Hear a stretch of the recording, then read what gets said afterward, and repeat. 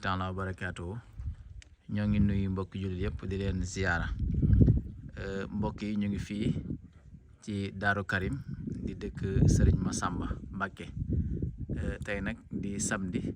2 mars Touba ca kanam commission leeral bi nga xam ne ñoo yor lépp lu jëm ci wàllu éclairage public ñëw fii ci Daaru Karim ngir wàccaayu bis bi nga xam ne njabootu Serigne Massamba dañ koy amal fii ci Daaru Karim di ko ci fàttaliku mu war a nekk le 9 mars bi jëm incha allah Touba ca kanam ni mu ko defee ci gox yi nga xam ne goxi sëriñ bi la te nekk ci dëkk bu sell bii di Touba muy fenn fu ci nekk ñuy dem di leen taxaw ci lépp loo xam ne rek lu ñuy yittewoo la démb rek commission environnement yebal fi sous commission nettoiement ñu ñëw andi fi ay jumtukaay yu am solo ngir jàppale leen ci setal bi nga xam ne ñu ngi ko doon def ba macha allah dëkk bi set na wecc tey jii nag commission leeral la fi Touba ci kanam yebal ngir ñu ñëw jàppale leen ci éclairage public bi ba fii mën a leer ngir mën a dàq lépp loo xam ne lu jëm ci wàllu insécurité la su commission boobu nag Xaadim Dieng moo ko jiite ñu gën koo xam ci expert mu ñëw fi ànd ak équipe am ngir ñu xool làmp yi nga xam ne ñu ngi doon tàkk ñu xool làmp yi nga xam ne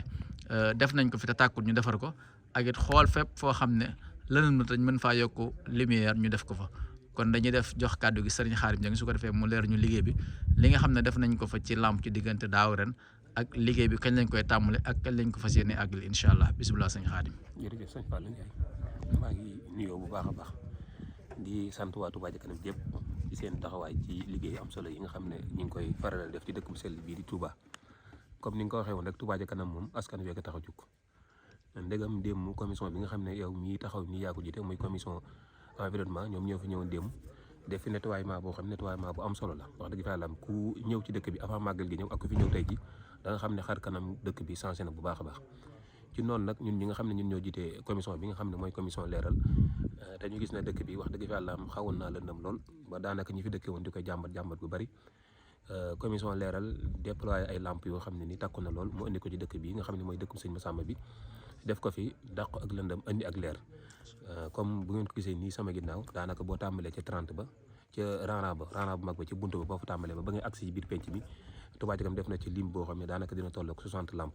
nga xam ne dëkk bi boo fi ñëwee xar kanamu dëkk bi soppeeku na bu baax a baax te loolu lépp li ko waral mooy ñaar téeméeri murid yi nga xam ne ñu ngi koy yëkkati dugal ci gafak ak Touba ca kanam. jërëjëf gis nañ ngeen nekk ci entretien bi. incha allah kañ ngeen jàpp ne liggéey bi dina noppi. waaw xam nga liggéeyu éclairage public moom dafa xaw a sew ndax dafa laaj liggéeyu technique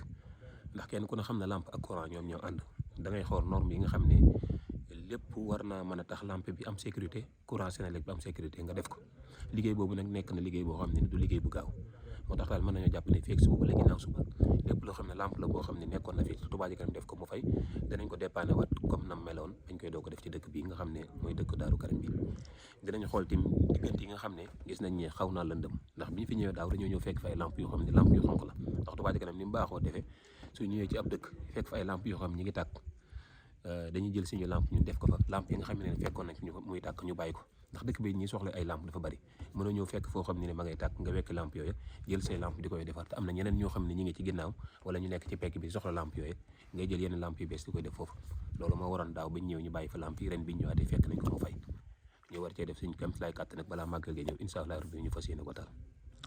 jërëjëf sëñ Xaadim ñoo ngi leen di sant bu baax di leen gërëm kon mbokk yi lii mooy li ñu leen jële woon fii ci Daaru Karim di ñaan Serigne Touba nangul ñu liggéey bi defal ñu tawfeex ak sutura di soññu mbokk julli ak mbokk taalibe bi yëpp nag ñu gën a góorgóorlu bu baax a baax ci liggéey bii di Touba ca kanam te xam ne képp koo xam ne yaa ngi ci def sa ñaq rek gis nga fi ñu koy dugalal ni ko Cheikh Mouhamadul Mountakha waxee liggéey la boo xam ne yàqin la am ne lu Sëñ Touba nangu la lu Sëñ Touba nangu nag képp koo xam ne gis nga te dugaloo si alal loolu moom wax dëgg yàlla ak yaafus rek lañ ko mën a jàppee kon nag ñu ngi sant ñëpp di gërëm ñëpp di sant commission leeral ak si équipe bi nga xam ne ñoom nga àndal nga xam ne guddi na lool waaye gis ngeen ñu ngi nii ci mbedd mi bàyyi seen kër bàyyi lépp ngir liggéeyal Sëñ Touba kon ñu ngi leen di sant di leen jaajëfal di leen ñaanal bu baax a baax jërë ngeen jëf mbokk yi ba beneen yoon